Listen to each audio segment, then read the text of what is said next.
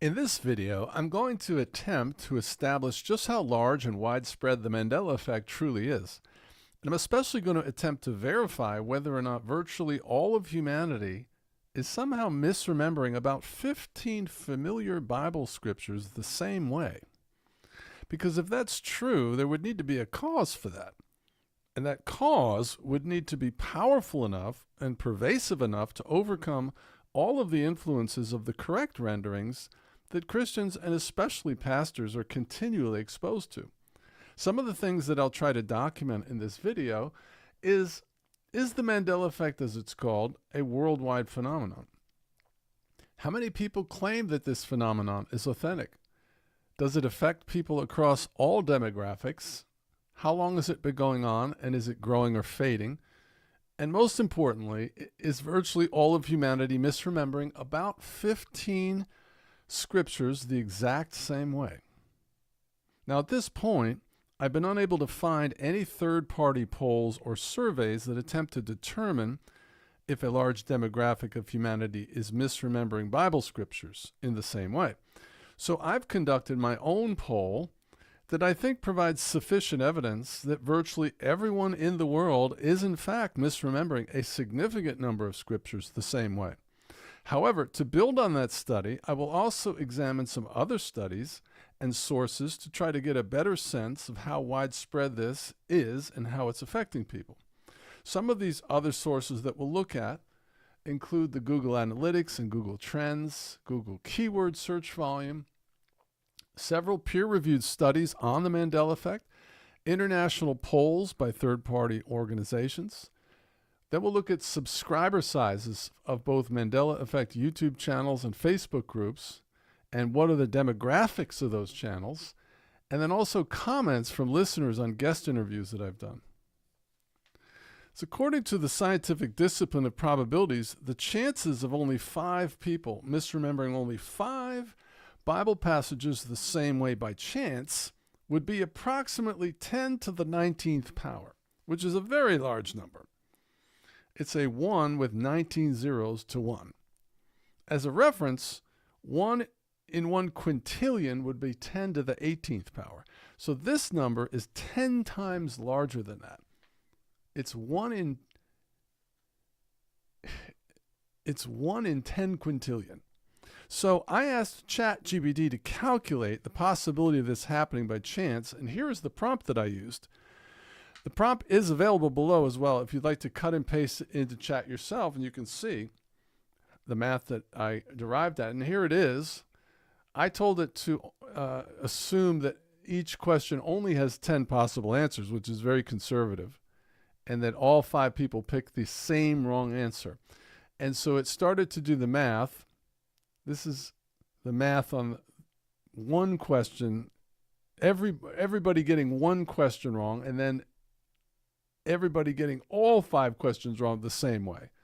It's astronomically impossible. It's 10 to the 19th power. So, what are the chances of virtually all of humanity misremembering closer to 15 passages the same way by chance? Well, it's very impossible.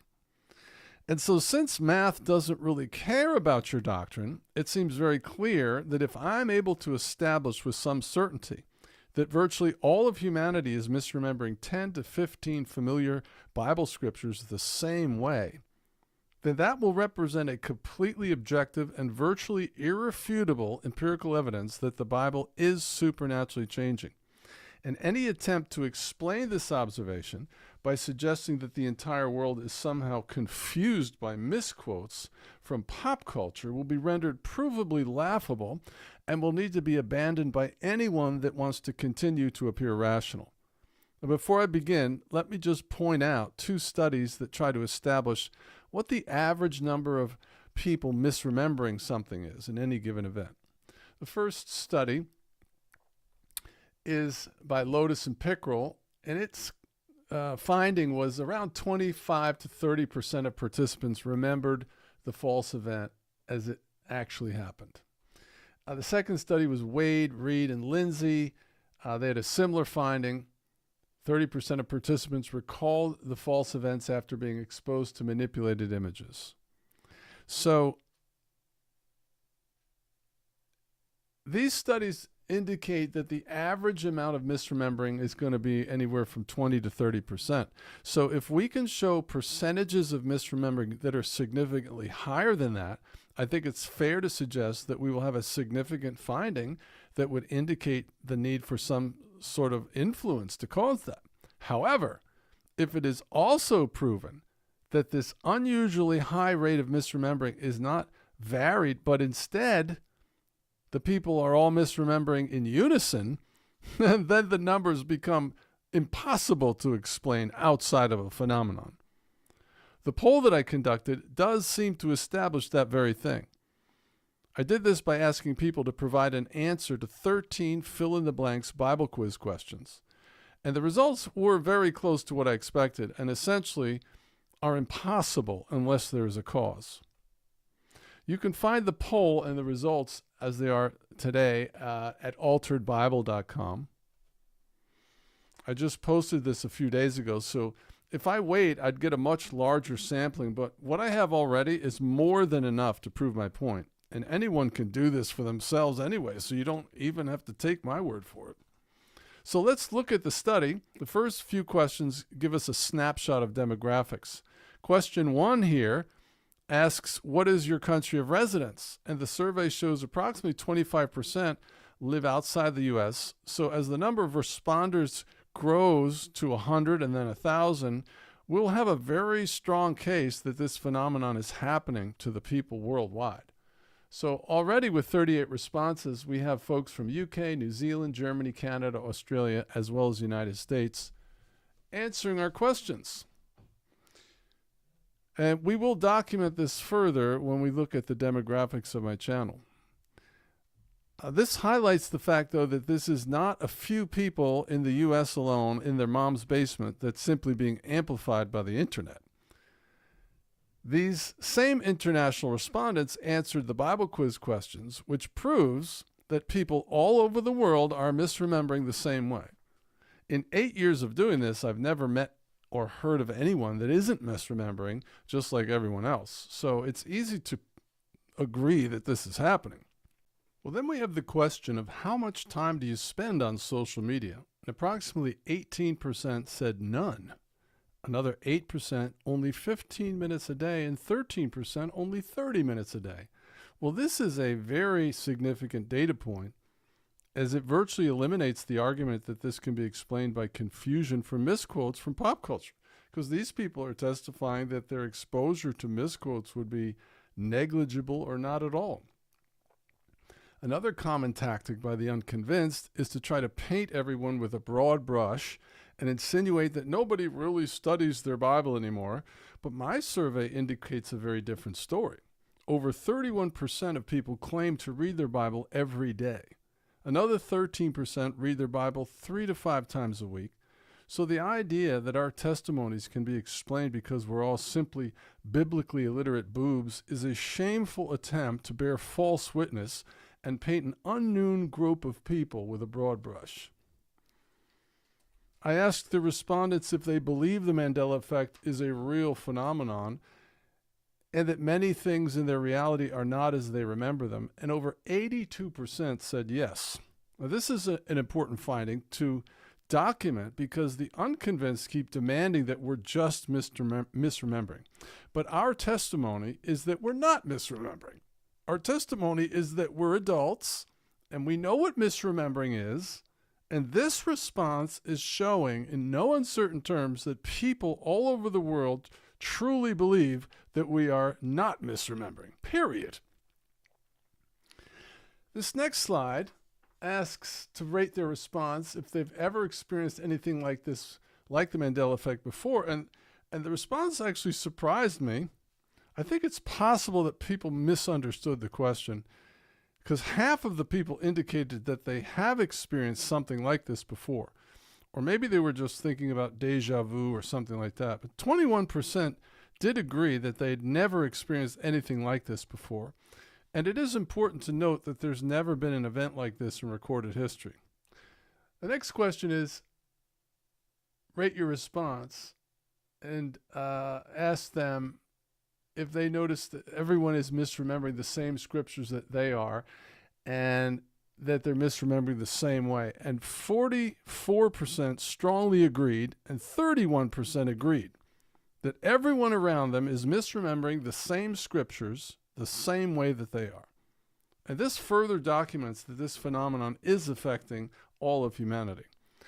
The next question is, rate your response. The memory that I have of some scriptures that I believe have changed are, to me, as vivid as my name. 52% strongly agreed and 34% agreed that some of the memories of the scriptures are as vivid as to them as their own name. And this is another important finding, because the unconvinced often try to insinuate that all of our testimonies can be explained because the human memory is so unreliable. But with 86% testifying that some scripture memories are as strong as the memory of your name, you can no longer make that claim, because if your name is Tim, for instance, and you woke up tomorrow and now it's Tom, and all of your documents say it's Tom, and your bank statements say it's Tom, going back 20 years, do you honestly believe that you could convince yourself that you had just been misremembering your own name your entire life? I don't think so. And before I go on, let me just state this again, that the math doesn't care about your doctrine. It's not going to matter how much you purse your lips when you talk and how emphatic your tone is when you quote one supposed preservation promise after another. The math is proving that your doctrine is wrong. The math proves you need to slow down and listen and try to understand what is being shown to you, because your doctrine is wrong. This observation proves that the Bible is changing. And therefore, it proves that there has to be a more nuanced understanding of the doctrine of preservation, as I've covered in my 400-page book, which you can download for free at alteredbible.com. We also have a whole raft of executive summaries and all kinds of stuff to help you understand how the Bible can be changing without it impugning God's character in any way. So, the word is preserved, but the scriptures are not preserved. God doesn't change, does not mean the scriptures will not change. And it hasn't dawned on many yet that God is the one calling for this change. Because you're thinking, well, if God can save you and keep you, then he can certainly preserve his word. Okay, but first of all, that's an assumption. Where's your chapter and verse for that conclusion? And secondly, don't you think if God has removed his word as a judgment before, that he might do it again? Anyway, 18% testified that they go to church every week and 10% occasionally throughout the year. In this question, how long have you been attending church? 27% of respondents have been going to church for between 40 and 60 years. 19% have been going to 20 to 40 years, and 19% have been going for 10 to 20 years. Well, this represents a lot of exposure to the correct renderings of the Bible over a long period of time. And that is a lot for a few misquotes to overcome, wouldn't you say? 8% testify that they have studied the Bible consistently and intensely throughout their life. Another 33% testified that they've studied it consistently. So that means over 40% of respondents state that they have studied their Bible for most of their lives. This is another rebuke to the unconvinced that will always try to disparage all of our testimonies by suggesting that no one really reads their Bible anymore. Well, you haven't done your research, and that's just a convenient lie that you try to put forward, which is shameful. And this brings us now to our fill-in-the-blanks questions, where respondents are asked to choose from 3 different multiple choice answers. And what we see here is that there is an impossible finding within these 3 Bible quiz questions. Unless Christians can explain how this could have happened, they are going to be forced to admit that there has to be a cause for this finding. The first question, with 37 respondents, when asked to fill in the blank on Job 121, naked came I out of my mother's womb, naked shall I return thither, the Lord blank and the Lord blank away. Blessed be the name of the Lord. 100% gave the same incorrect answer. 37 different people gave the exact same wrong answer. Do you understand how impossible that is? But it doesn't stop there, because question 2, when God judged Egypt, who went in and killed the firstborn? 88% gave the same incorrect answer, the death angel. Question number 3, I will put enmity between thee and the woman, and between thee, thy seed and her seed. It shall blank thy head, and thou shalt blank his heel. 76% gave the same incorrect answer. It shall bruise thy head, and thou shalt crush its heel. 76. Question number 4. He that heareth and doeth not is like a man that without a foundation built his house upon the blank, and against the blank did it beat. 97% gave the same incorrect answer. They all said it's built upon the sand and the winds. Well, that's not what the Bible ever said. Question number 5. Judge not, blank ye be judged. 100% out of 38 respondents gave the exact same wrong answer.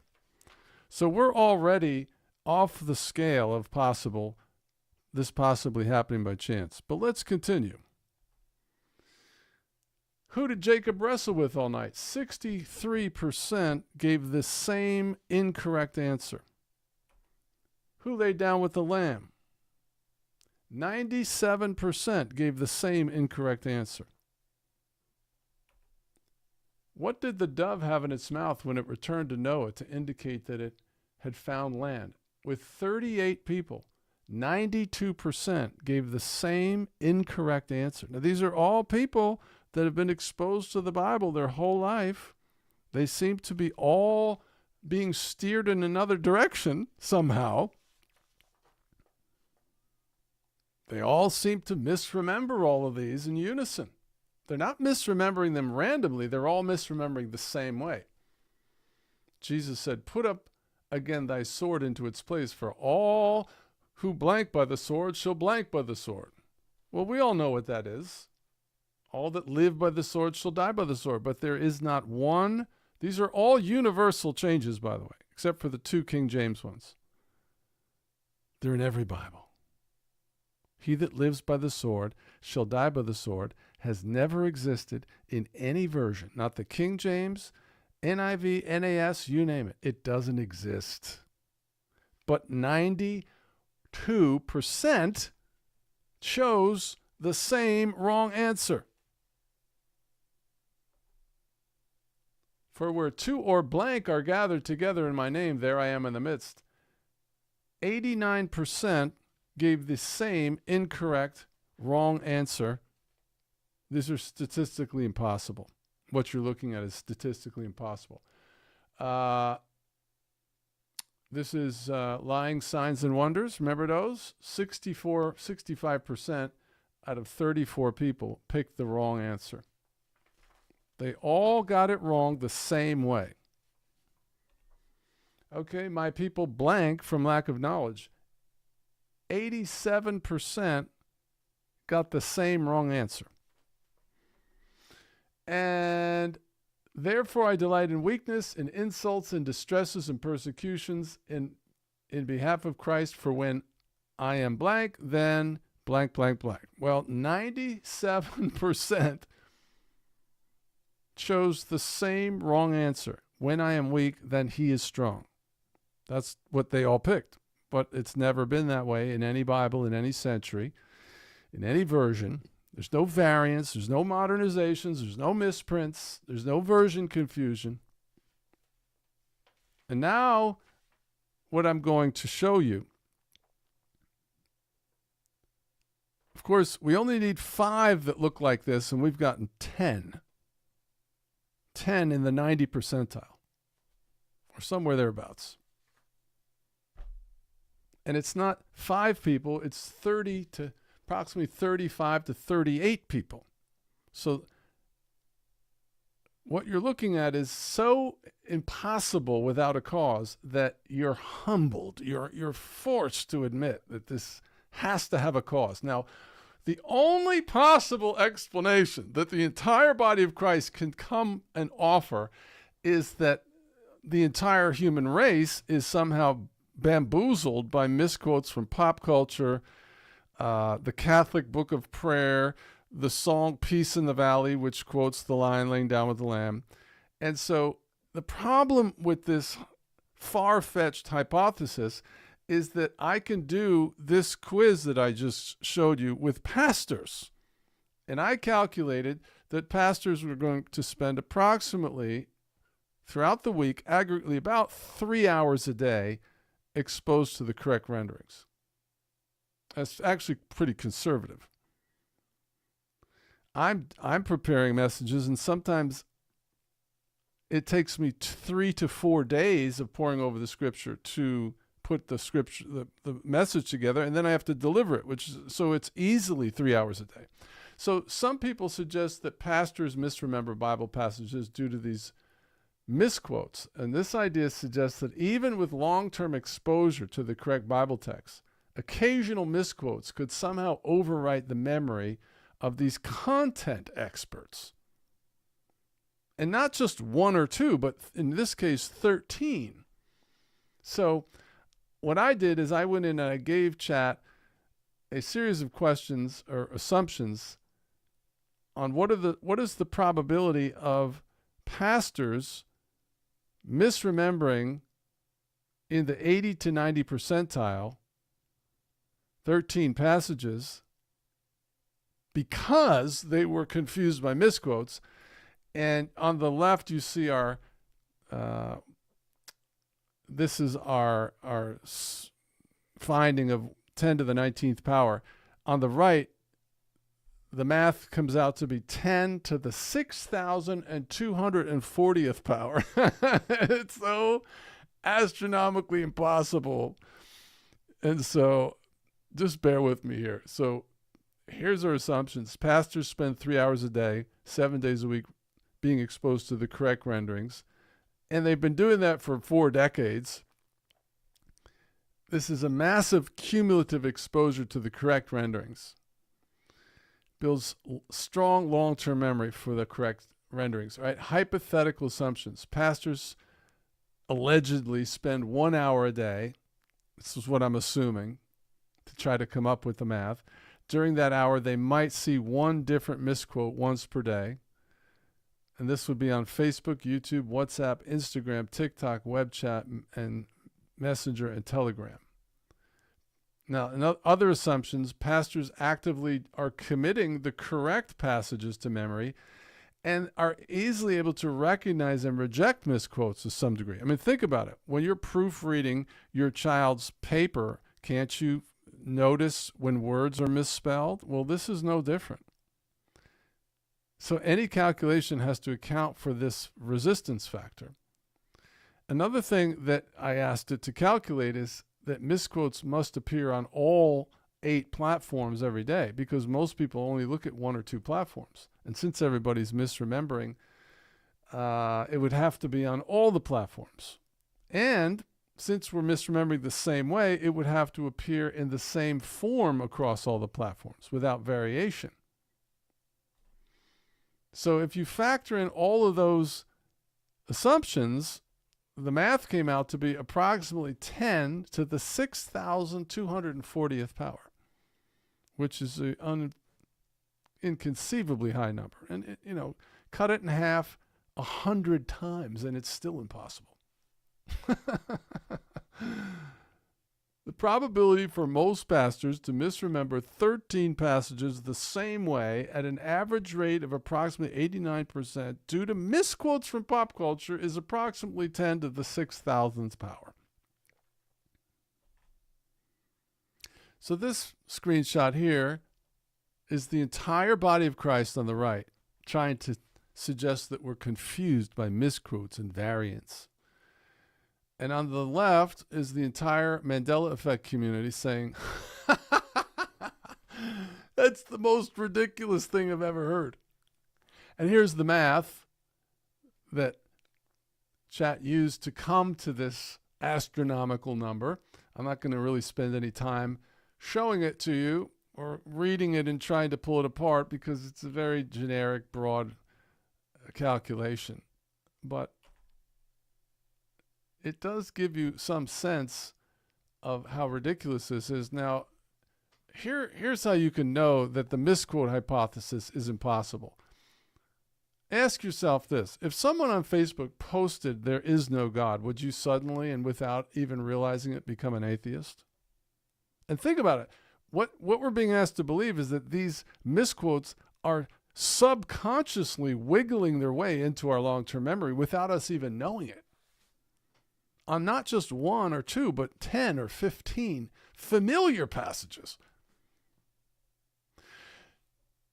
And my favorite response is this: so what if there's a misquote on Facebook or in any social media? Don't you know your Bible?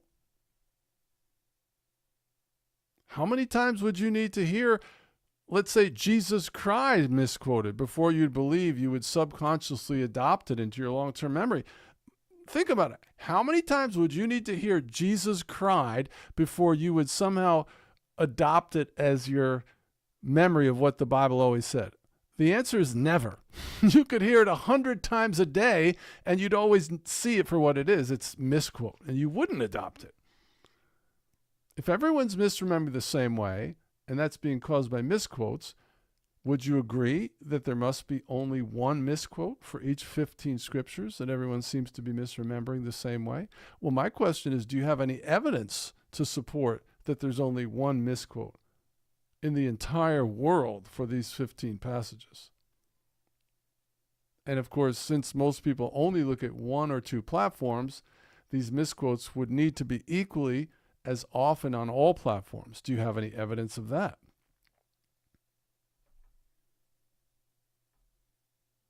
Of course, pastors engage in critical thinking, so they're able to discern a misquote and reject it. And given the environment that pastors operate in of an expectation of accuracy, I think there would be a very strong keenness to misquotes. Given the diversity of culture, context, and access to media worldwide, how would misquotes from a limited number of sources manage to uniformly alter the memory of an untold number of people across all regions, backgrounds, religious backgrounds, cultural backgrounds?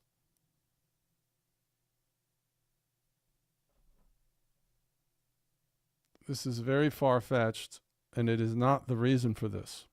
Now, here's the first study that I'd like to look at. This is from YouGov in 2020, and it looked at how widespread is the belief in some common conspiracy theories. Now, the reason I'm switching to conspiracy theories is because many church leaders categorize the Mandela Effect narrative as a quirky conspiracy theory for kooks trafficking in the dark corners of the internet, but that's only because they haven't lifted a finger to look into it. So this helps to bring those people in for a landing. This is 22,000 people in 21 countries were surveyed by the YouGov Cambridge Globalism Project, and the topic was conspiracy theories. And these numbers are extremely interesting. So first question is, where do people believe the conspiracy theory that the United States government was involved in 9/11? You have Turkey at 55% believe the conspiracy. So half of Turkey are conspiracy theorists. Half of Mexico are conspiracy theorist kooks. 42% for Egypt, 38% for Saudi Arabia. These are big numbers. The U.S. is the ones that are in the dark, only 20% in the U.S. Here's another one. Where do people believe the conspiracy theory that the world is run by a single secret group? Nigeria. Almost 80% of Nigeria believe that. This is not me. This is YouGov. 68% of South Africa believe the world is run by a secret cabal. Almost 60% of Mexico believes that. 57% of Turkey. This is very compelling to support the narrative that it's not kookery and to be brushed aside like it's foolishness. Because you, the normie, are actually in the minority. Worldwide. How about the moon landing was faked? 31% of Mexico believes that. 28% of Turkey. 28% of Saudi Arabia. How about the theory that humanity has made a secret contact with aliens? Big numbers. Okay, and I actually calculated how many people this one is. So how many people worldwide believe that humanity has made a secret pact with aliens? Well, if you look at that statistic there, and then you figure out what the populations are of each of those countries, here they are, and the percentages. And so this is the number, approximately, of people that believe that humanity has a pact with aliens. It's 536 million people believe that. And these are other studies that have been done that have similar findings. Chapman University study. Okay, so it's not just one isolated study. Here's a Pew Research study. 25% Americans believe that COVID was, it's a plan to reduce the population. Okay, so here's an interesting study. I think helps our case here. This is called Mass Hysteria, an Epidemic of the Mind. It's a study that seeks to provide markers to help identify if something qualifies as a mass hysteria event. Does the Mandela Effect qualify to be considered a mass hysteria event? Well, if an outbreak of abnormal behavior that cannot be explained by a physical disease, then it would qualify. These are the criteria that they came up with. So that's yes. If it affects people who would not normally behave in this fashion, that's definitely yes. This is affecting people. It's broadsiding people. If it excludes symptoms deliberately provoked in groups gathered for that purpose. So in other words, if it's not part of a group that already believes that kind of thing, then it qualifies as a mass hysteria event. It excludes collective manifestations used to obtain a state of satisfaction unavailably singly, such as fads, crazes, and riots. In other words, if a phenomenon is primarily about people coming together to enjoy or engage in a trend, like a fashion or craze, it does not fit the definition of a mass hysteria. So that's definitely not that. So basically, this phenomenon does meet all of these criteria. So if the Mandela Effect is a mass hysteria event, then it can't also be qualified as everyday run-of-the-mill misremembering. That's why I pointed that out. It can't be a phenomenon, which is an event with an unknown cause, and misremembering, which is a known cause at the same time. So if you're convinced that this is all just everyday run-of-the-mill misremembering, but you also now see that the evidence proves that it's a phenomenon, in other words, you have no explanation for how everybody's misremembering the same way, then you're conflicted. You can't have it both ways. Okay, now here is another study that was done on the Mandela Effect. It's called Measuring the Mandela Effect. And this was 1,000 U.S. adults, and respondents were given 9 questions, and 5 of the 9 questions showed a strong statistical anomaly. Over 50% chose the incorrect answer. The other 4 were also above average. And I'll just show you one. One was the Bernstein Bears. So 61% chose the incorrect spelling. Now, you remember our initial study where 25 to 30% is the average amount of misremembering that you might see in any given event. So this study showed a more than double the average amount of misremembering, which indicates an anomaly. However, it's much higher than that because they all misremembered the same way. It wasn't like they all picked various wrong answers. They all picked the same wrong answer. Now, this study is actually a peer-reviewed study by the BrainBridge Lab study. It's called the Visual Mandela Effect as Evidence for Shared and Specific False Memories Across People. They love big titles like that. This was back in 2022.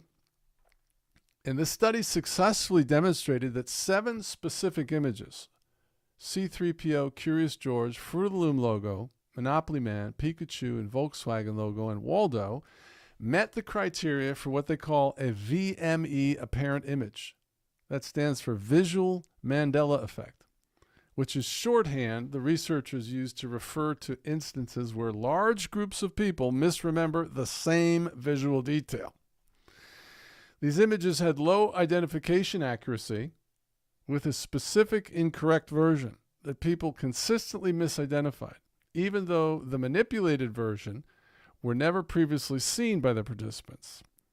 The consistency analysis confirmed that people shared the same false memory across the group, reinforcing the idea that the VME is a specific and shared false memory phenomenon. So there you have a peer-reviewed study telling you that this is a phenomenon that has no rational explanation.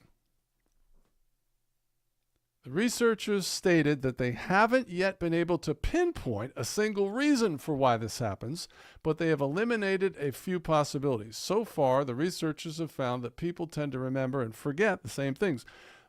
Okay, so the reason I posted this is because what they found is that all the people shared the same memories. And now this is an important finding because the unconvinced like to suggest that we, the ones that are trying to suggest that this is really happening, are delusional. Okay, but this peer-reviewed study shows that both groups share the same memories, which means if we're delusional, then so are you, because you have the same memories we do. So it's not like we're seeing pink elephants and you're not. We're not seeing things that aren't there because you're seeing the same things. You all remember the Monopoly guy not having a monocle. You all remember mirror, mirror, just like we do. The difference between the two groups is the conclusion that you come to from what you're experiencing. And what I'm showing you and have showed you already is that the misremembering is not misremembering. It's misremembering in unison, which can't happen. It can't happen by chance, and I just showed you it can't happen because of misquotes. This is probably the most compelling video I've ever created. This study here talks about what determines human certainty. This is a really important finding because I'm going to read this. This is a correlation between how certain someone is and the percentage chance that they are correct. This correlation is not always present, but it is most of the time. Now, I'm not saying that if you are certain, then it's impossible to be mistaken, because that's not true. You can feel very certain and still be mistaken. But that experience is the exception according to this study, not the rule. Okay, so this university study that I'm citing here, we see that this finding in a peer-reviewed study entitled What Determines Human Certainty, there are 552 participants. On page 4, in the section entitled Predictors of Certainty, you have this finding that supports the idea that it's highly probable that the testimony of the Mandela Effect community is accurate. And this is why. The finding of this peer-reviewed study, the last sentence that's highlighted. There are no cases where an individual is highly accurate and highly uncertain. And there are no cases where an individual has low accuracy and is highly certain. Okay, so all I'm pointing out here is that a peer-reviewed study has documented that when people are very certain about a memory, that they tend to be correct. What's your name? Well, you don't even have to think about it. It's Joe or whatever it is. And because of your certainty, the recall is instant and effortless, you're usually right. So I'm just saying, I already showed you the question I asked. Are some of the verses that you feel have changed, are they as vivid as your name? And it was like 90% said yes. These scriptures are as vivid as my name, and they've changed. I'm just trying to be rational here. I'm trying to be rational. So if high certainty correlates to high accuracy, and the unconvinced have no objection to our testimony, which you don't now, then the most probable explanation for our testimony is that the Bible is supernaturally changing and not some sort of confusion or delusion. This study shows that confabulation is a neuropsychiatric disorder which is basically is limited to people with extreme brain injuries from accidents or extreme toxicity from alcoholism. I've heard that tried to level this idea that we're suffering from confabulation. No, that is an extreme case which is limited to people with extreme mental issues. This study shows that psychologists link emotion to vividness. So what is it that establishes a vivid memory?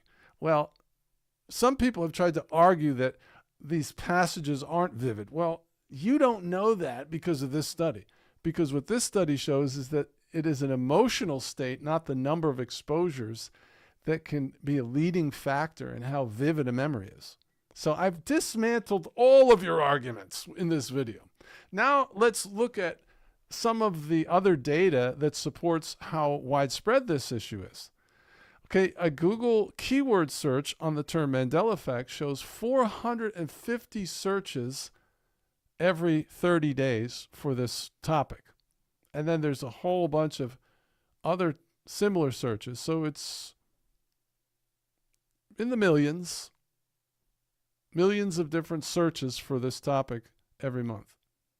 That's a lot of searches. Okay, and here's Google Trends, which is a very interesting metric. This shows how strong a trend is. And I researched this, and anything over 25 like this is a very strong trend.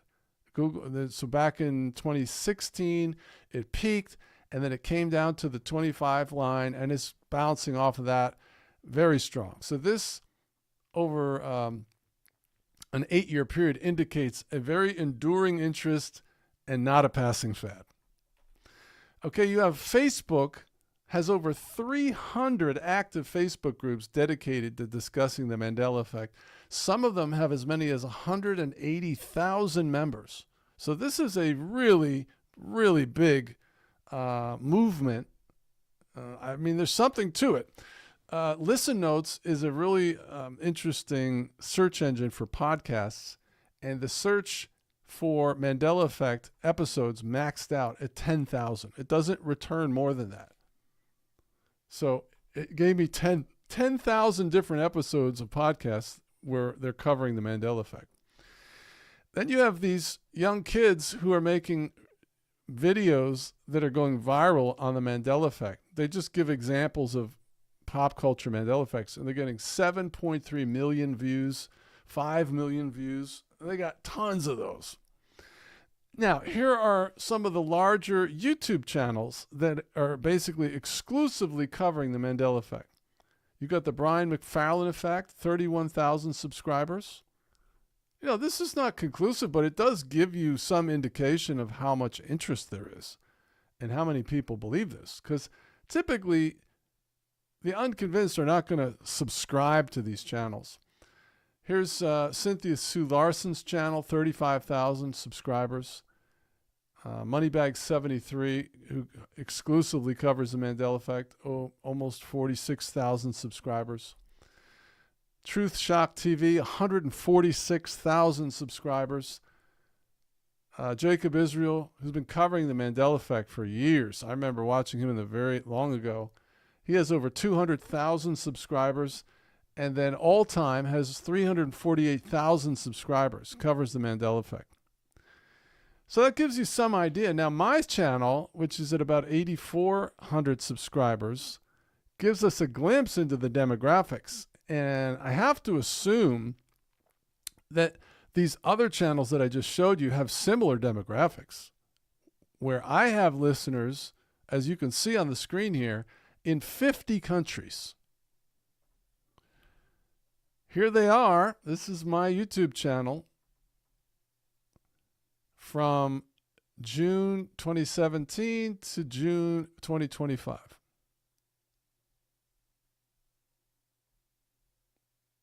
And you can see that have listeners in 50 countries. So that means, and I've gotten many, many posts from people in different parts of the world saying, of course, it's happening here. I've even gotten posts from people in Iraq and Iran saying that the Quran is also changing. And I actually have a video of some imams saying that. All right, and here, this is a really compelling observation. This is an interview that I did on somebody else's channel. It's called Understanding Conspiracy. He has 93,000 subscribers. This video got 23,000 views and approximately 650 comments. Now, his demographic of his channel is definitely very Christian. He's a blatant Christian channel. And so the majority of his listeners are Christian. And what's really interesting is when I went on and shared all the different examples, there was only about 4 or 5 negative comments out of the 643 comments. Virtually everybody was saying, absolutely, that was never in my Bible. Oh, I know it always said line. So what I'm pointing out here is if what I'm trying to suggest is ridiculous and unfounded, this couldn't happen. I would be laughed off the stage. These podcasters, which I've been on about 50 podcasts, would not have me on. They've obviously done their due diligence before they bring me on. So this is all very compelling data. And so you can find my book, which covers this in detail, on alteredbible.com. And you can download the book for free. There's also a section there called Educational Docs, which has a whole variety of different Bible quizzes, executive summaries, and my favorite, which is 26 theological arguments that the Bible can change. Because that's the basic problem that people have, is they immediately claim that the Bible can't change because God preserves his word. But once you start to look at this with a new set of eyes, you ask questions like, well, where does he promise to preserve it? And you find out that he never promises to preserve it on the pages of a book. He promises to preserve it in our hearts. And there's 26 arguments like that are all biblical. And so this is not heresy. We're not unbiblical. In fact, our position is more sound and more theologically strict than the whole church is on this topic. All right. Additionally, we have a section for leaders that see this and want to have help.